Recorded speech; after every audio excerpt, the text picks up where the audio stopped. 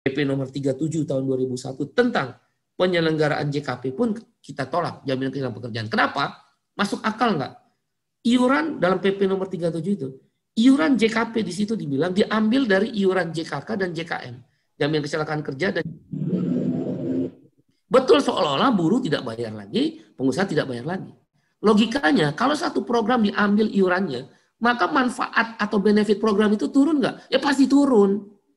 Misal, kecelakaan kerja, kalau kita misal terpotong tangannya, biasanya dibayar 50 juta per tangan, tiba-tiba jadi 30 juta. Ini nyawa manusia kok dibuat main-main.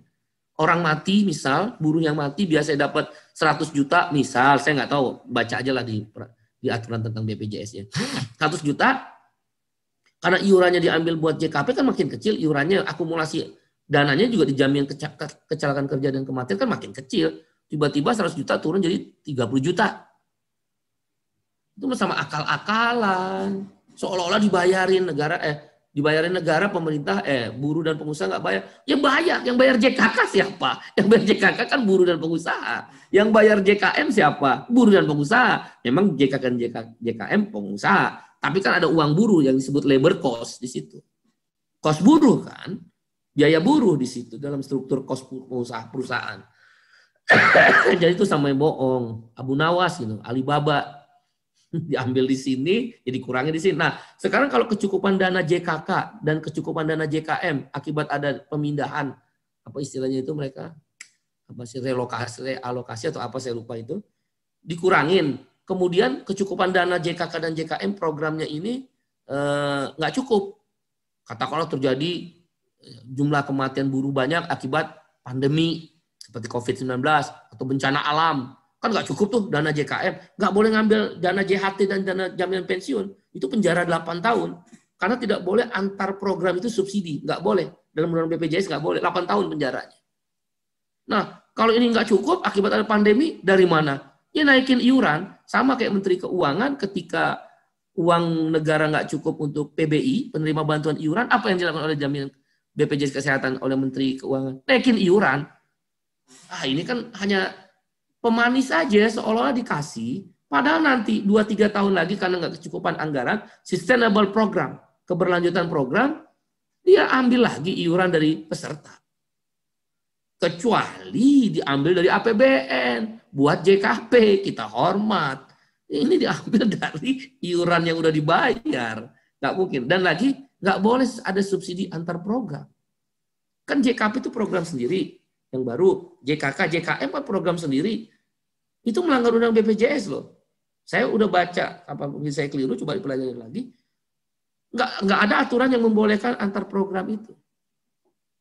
Hati-hati. Demikian kami menolak semua isi PP, jangankan isi PP.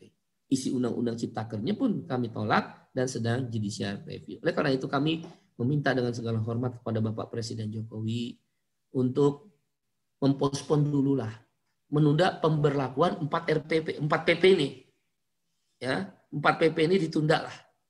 Ya, apalagi lagi pandemi COVID-19, buruh udah mulai puluhan ribu orang yang kena. Bahkan yang meninggal makin meningkat di COVID-19. Yang ditambah lagi lah dengan PP ini, pospon dulu, kalau udah ditandatangan pospon, tunda. Sampai mungkin pandemi selesai dan menunggu hasil keputusan Hakim Mahkamah Konstitusi terhadap gugatan uji materi atau judicial review KSPSI AGN, KSPI, dan beberapa serikat buruh lain juga ke Mahkamah Agung. Itu jauh lebih bijaksana.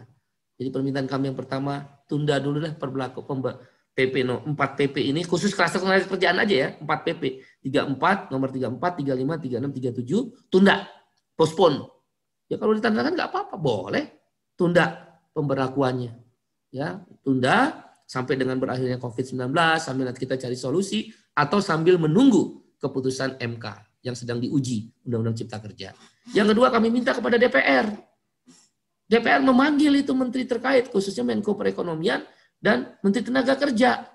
Kenapa bisa keluar ini PP nomor 34, 35, 36, 37 yang nilainya jauh lebih buruk dari Undang-Undang Omnibus Law yang mereka buat sendiri. Itu kami minta DPR. Yang ketiga tentu kami tidak akan tinggal diam. Kami akan berusaha secara hukum menunggu dulu keputusan MK. Nanti keputusan MK selesai. Kalau MK memutus, kami juga meminta turunannya juga dibatalkan. Tapi kalau tidak dibatalkan, yang paling mungkin kan 4 PP ini kita gugat ke MA.